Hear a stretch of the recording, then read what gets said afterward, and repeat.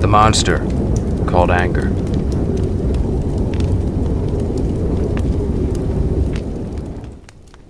There was once a peaceful town nestled in a quiet valley where the people lived in harmony, or so it seemed. For as long as anyone could remember, there was always a shadow that loomed at the town's edge, a monster that everyone feared. This monster, named anger, had not always been a creature of fury and destruction. Long ago, anger had been a simple emotion, a part of the town itself, living among the people as naturally as joy, sorrow, and fear. But unlike the other emotions, anger was misunderstood. Whenever it showed itself, the townspeople recoiled. "There's no place for you here," they would say. "You're dangerous." They shut their doors and turned their backs on anger, refusing to acknowledge its presence. With no home, no love, and no acceptance, anger grew lonely. That loneliness twisted into resentment, and over time, it began to change.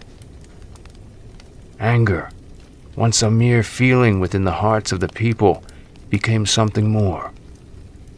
A beast, terrible to behold.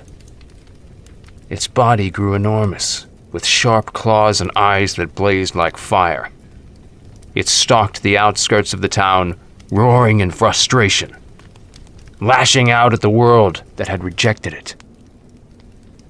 The townspeople built walls higher and higher, hoping to keep the monster at bay. They shunned even the mention of anger, whispering about it only in fear. They believed they could live without it, that their town would be perfect if anger were gone forever. But the more they rejected it, the louder and more violent the monster became. Crops began to wither. Homes fell into disrepair. And the town's once vibrant energy seemed to fade. Though joy and laughter still visited, they felt hollow. Fear whispered constantly, and sorrow lingered longer than it should.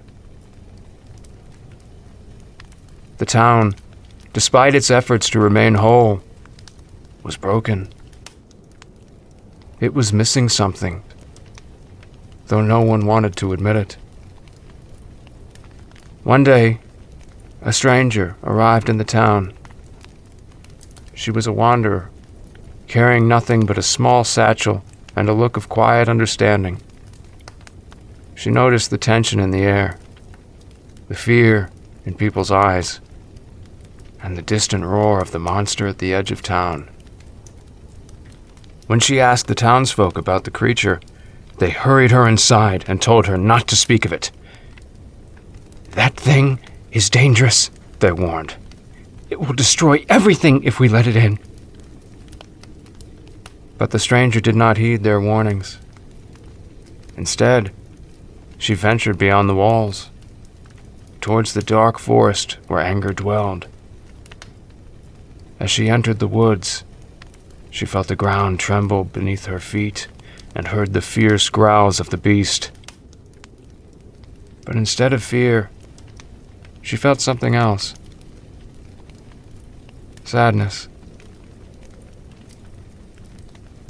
When she finally came upon the monster, she did not see the terror the townspeople had described. Instead, she saw a creature that was hurting, its wild eyes full of confusion and pain. Its massive form seemed to slump in exhaustion, and its roars sounded more like cries for help. Without hesitation, the stranger approached anger. At first, the monster recoiled, prepared to strike. But then, she did something no one else had ever done.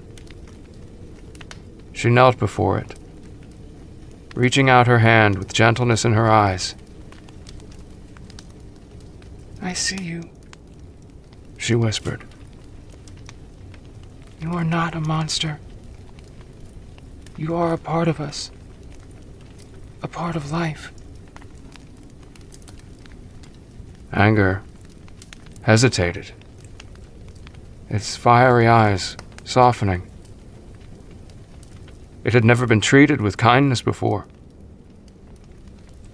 For so long, it had been rejected, feared, and hated, but now, in the presence of compassion, it felt something new.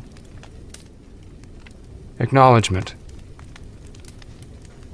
The stranger continued. You were cast out because they did not understand you. But you are necessary.